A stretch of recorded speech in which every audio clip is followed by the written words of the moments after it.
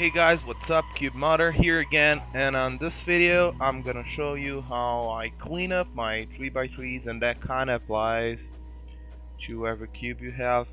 Right here I have my original plastic unmodded Zenshi, which is one of my favorite cubes because this was my first Zenshi, my first cube that was not a Rubik's cube. So let's get started.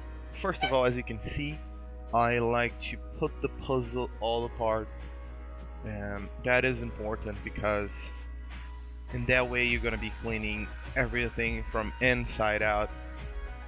I like to retension, re-lube it. Again, as I said, I use Traxxas lube to do it, and it's as easy as just get a Phillips driver and put things apart carefully, not to lose any piece. In this case, as you can see, I separate everything in categories.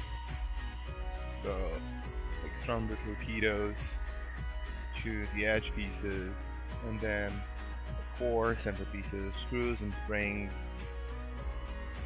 to corner pieces.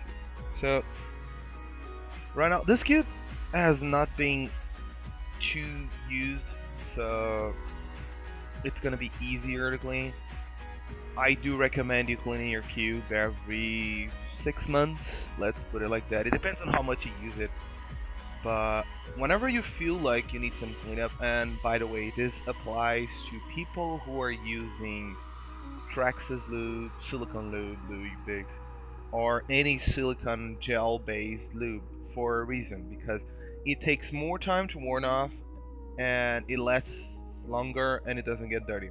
Because what happens is, as soon as you buy your cube and it's brand new, like this is a very new cube, and it turns great and everything, but what happens is the pieces are not worn out.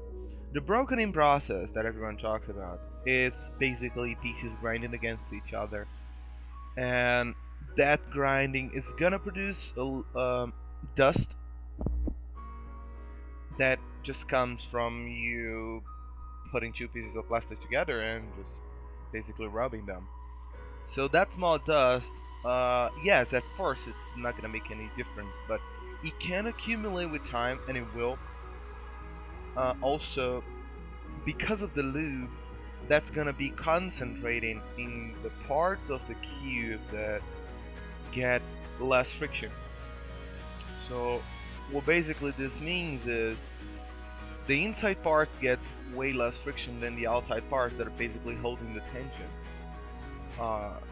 Then what that means is, as more as you use it, let's say here in the mechanism of the Zenshi, let me take this section off so everyone can understand.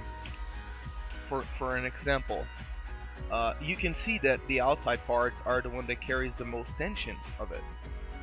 So this is where the tension is. So what happens is, like, whenever those pieces grind, they're gonna accumulate in the spots inside. Then it's just basically gravity, and that's where the flow has to go to. So because of that, after some time, let's say a couple months, couple thousand toes, there's not really a way to measure it, your cube's gonna start getting sluggish and slow, because it's basically a mixture of plastic powder and some dust powder and some dirty things, that fat from your hand. Doesn't matter if you hand sweat or not, there is gonna be like a certain amount of it on the pieces that will accumulate. So I do recommend you cleaning out every 6 months or so, or whenever you feel like you need it.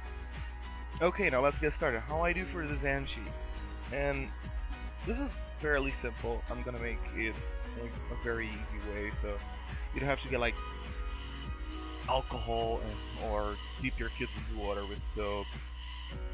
What I basically do is, like, I'm gonna get a small cloth, and that's because I do maintenance often. I do it in a base of 2 to 3 months. It's a little over the average that you should do, but that's just because I like to do it, and that way I kind of understand more where the mechanism is worn out and like what can be done differently. But that's for the modding part, and this is not exactly uh, the goal of this video. So you can get I would say rubbing alcohol, or water with detergent. That's what I recommend most. You get like a cloth, dip it on water, and put a small drop of detergent, because that is enough to clean out the cube. The reason why I don't over clean them is like lube, any lubricant you use, is gonna be inside the pieces and the plastic itself, because plastic is a material that does absorb anything you're gonna put in it.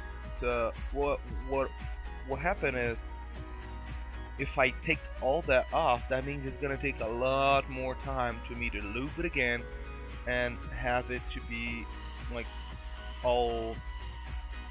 It's like you're hydrating your cubes with lube, if that makes any sense. So this is basically what I do. I'm gonna get a small cloth or anything like that, and first of all, I do like to clean the stickers around the stickers, like gently.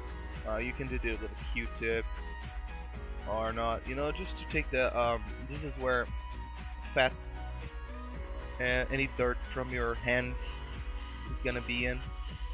So I hate that. I think that's disgusting. So I do clean that like a lot every month. And I'm just gonna check out and see things like, I don't know if it's possible to see it here, but you see there's like, it looks like it's a small stain, but it's not. It's just dirt from the cube.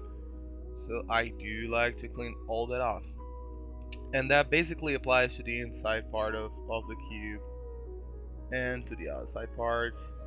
you know for me it's easier because I use mainly white cubes, but even on black cubes you're gonna notice that at the moment you open it, especially if you haven't cleaned it for a long time, you're gonna see a lot of black dust coming out of it. And that's not anything but plastic itself that was just grinded off the cube with the process of breaking in. For the most part, that's it. I'm just gonna, do a very quick reassembly if people do not know how to do it. That's for the Zanchi and most dayan cubes, except for the dayan. So, how basically they work is, we have the edge pieces. We're gonna get two colors, of course. We're gonna put a torpedo on this small gap and put them together. That's easy as it looks. Again, like center cap, a screw with a spring, and a washer. I mean, it depends. Some cubes I do use washers, some cubes I don't. And this is how I do it to prevent the screw to get in any crook. I do hold it like this, or just press the screw against the spring, and naturally put the core in and rotate the core against the screw. Because that way I will know, because it's gonna get in naturally. If you force it from this way, you can get an angular direction in your screwdriver or anything like that. And okay, from this point on, you're gonna need to use a Phillips screwdriver or screwdriver. But before that, you don't. See, you can just basically rotate it, because it's just getting in. But it's the critical part where you don't want to get it crooked. About getting it crooked, the thing is, it might not be that beneficial for your cube, because you're gonna get your center pieces to wiggle a little. As for the corner pieces go, again, you're gonna get three collars, and be certain that you're doing that with the right collar scheme. And there's three wings, put two together, and just insert the third one. For the most part of it, if you have any questions, just put in the comments below. If you like the video, like, and if you really like it, subscribe. That helps me out a lot. And thank you for watching. Any other requests, I'll be coming to you later. Bye.